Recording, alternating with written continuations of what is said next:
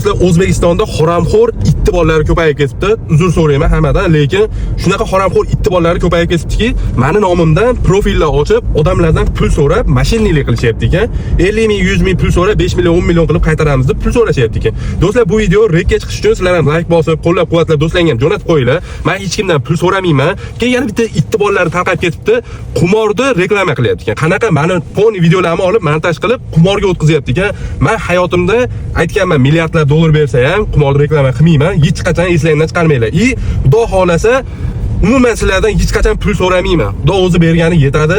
O'shaning uchun do'stlar aldanib qolmanglar. Sodda xalqimiz aldanib qolyapti ekan. O'sha sodda xalqimiz aldanmasligi uchun bu video rekka chiqsin, iltimos qilib qolaman.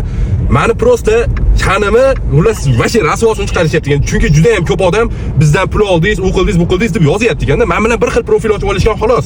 Do'stlar, sizlardan iltimos, mana shu video rekka chiqsin, odamlar ko'rsin, sodda xalqimiz xullas aldanib qolmasin. Rahmat hammaga.